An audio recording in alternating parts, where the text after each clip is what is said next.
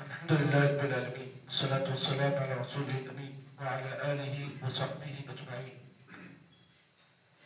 أعوذ بالله من الشيطان الرجيم. بسم الله الرحمن الرحيم. ولا تهنوا في ابتغاء القوم إن تكونوا تعلمون فإنهم يعلمون كما تعلمون وترجون من الله ما لا يرجون وكان الله عليما حكيما. سورہ نساء کی آیت نمبر 102 آپ حضرات کے سامنے پڑھی گئی ہے. گزشتہ آیتوں میں نماز خسر اور نماز خوف تمام چیزوں کے بارے میں گفتگو آپ کے سامنے مفصل کی گئی. جو آیت کریمہ آپ کے سامنے آج پڑھی گئی، اللہ تعالیٰ نے اس آیت کریمہ میں یہ بات بیان کی کہ جب بھی دشمن سے مقابلہ کرو تو دشمن سے مقابلہ کرنے میں سستی اور غفلت کا مظاہرہ مت کرو. اگر دشمن سے لڑائی کرنے کا موقع ملے، ایسے موقع پر لڑائی کو پوری دلچسپی کے ساتھ لڑو.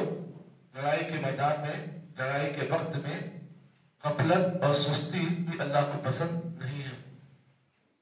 اللہ نے فرمایا وَلَا تَهِنُوا فِي ابْتِغَاءِ الْقَوْمِ، لوگوں دشمن کا پیچھا کرنے میں کمزوری مت کیا کرو.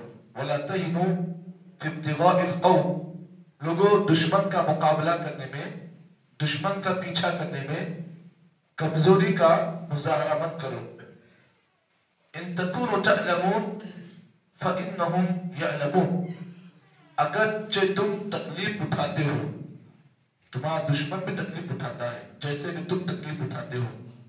ان تکونوا تعلمون، علامہ کہتے ہیں تکلیف اٹھانا. ان تکونوا تعلمون، اگر تم جنگ کے میدان میں تکلیف اٹھاتے ہو، فإنهم يعلمون، تو تمہارا دشمن بھی تکلیف اٹھاتا ہے جیسے تکلیف تم کو ملتی ہے ویسے تکلیف اس کو ملتی ہے.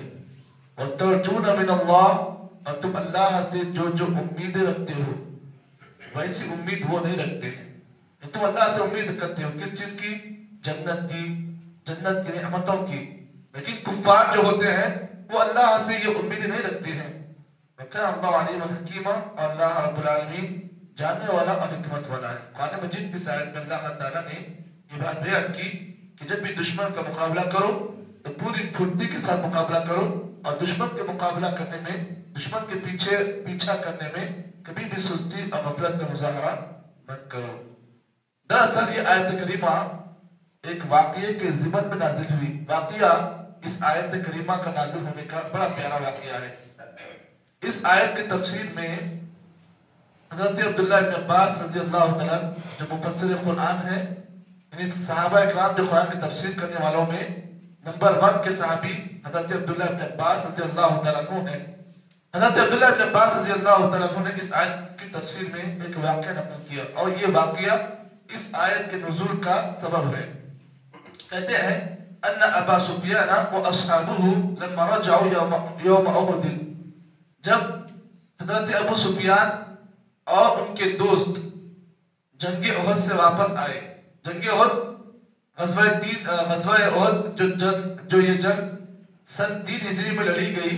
جب اس جنگ کے ہونے کے بعد ابو سفیان اور ان کے دوست واپس لوٹ کر آئے تو بعث رسول اللہ صلی اللہ علیہ وسلم طائفۃ فی آثارہم، اللہ کے نبی صلی اللہ علیہ وسلم نے ان کا پیچھا کرنے کے لیے مسلمانوں میں سے ایک لشکر کو آپ نے بھیجا.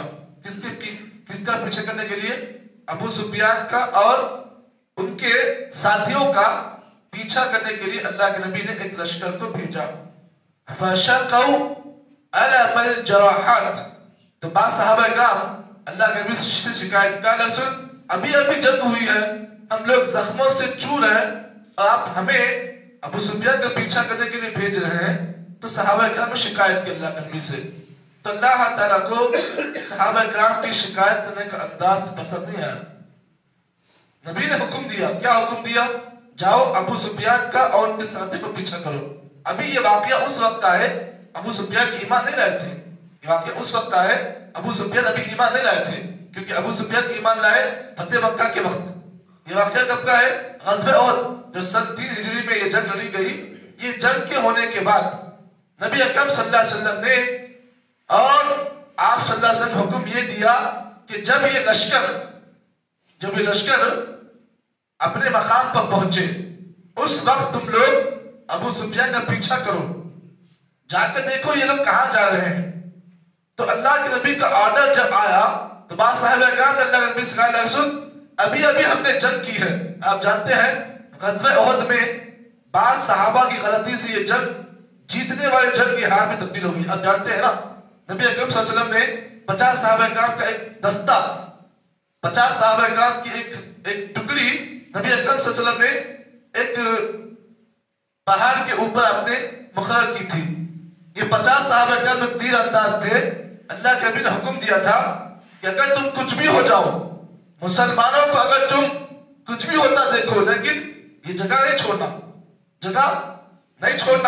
لیکن بعض صحابہ کرام نے اپنے طور پر اللہ کے نبی کے حکم کی مخالفت کی۔ نبی کا حکم تھا جگہ نہیں چھوڑنا، لیکن وہ لوگ کیا کیے؟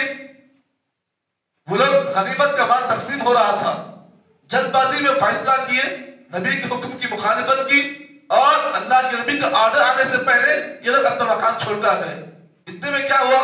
حضرت خالد بن ولید جو بھی مسلمان نہیں ہوئے تھے، بڑے کمانڈر آدمی تھے، خالد بن ولید بڑے ہوشیار آدمی تھے، دیکھا یہ 50 صحابہ کا جگہ چھوڑ دیے، پیچھے سے آئے اور لشکر پر حملہ کر دیا۔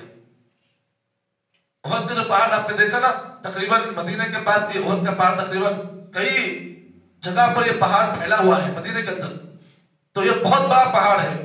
تو پیچھے سے ابو سفیان جو ہے لشکر کو لے کر آئے اور لا کر جو ہے حملہ کرنا شروع کیا۔ مسلمان یہاں پر غنیمت کا مال تقسیم کر رہے ہیں، دیکھا کہ پیچھے سے تیر برس رہے ہیں، بھاگم بھاگی میں کئی صحابہ کرام جو ہے اس میں شہید بھی ہو گئے۔ خود اللہ کے نبی صاحب کے دندان ہوا شہید بھی ہو گئے، تقریباً 3 یا 4 دانت جو اللہ کے نبی کے تھے وہ جو ہے شہید ہو گئے۔ تو اس جنگ میں صحابہ کرام بہت زخمی بھی ہوئے، بعض صحابہ کرام شہید بھی ہوئے۔ جب یہ جنگ لڑی گئی تو جنگ کے ہونے کے بعد کئی صحابہ کرام زخموں سے چور تھے۔ ایسے موقع پر اللہ کے نبی کا حکم یہ آیا کہ جاؤ ابو سفیان کا مقابلہ جا کر ابو سفیان کا پیچھا کرو۔ تو بعض صحابہ کرام جو ہے جو زخموں سے چور تھے انہوں نے کہا، رسول ہمارے پاس طاقت نہیں ہے، کیونکہ ابھی جنگ ہوئی ہے اور آپ یہ حکم دے رہے ہیں کہ ابو سفیان کا پیچھا کرو۔ رسول بہتر ہوتا کہ بعد میں پیچھا کریں گے، اللہ تعالیٰ کو ایسا پسند نہیں ہے، اللہ کو ایسا پسند نہیں۔ فوری اللہ تعالیٰ نے حکم نازل کیا، کہا وَلَا تَهِنُوا فِي ابْتِغَاءِ الْقَوْمِ، لوگوں دشمن کا پیچھا کرنے میں سستی کو مظاہرہ مت کرو، دشمن کا پیچھا کرنے میں سستی و غفلت مت کرو۔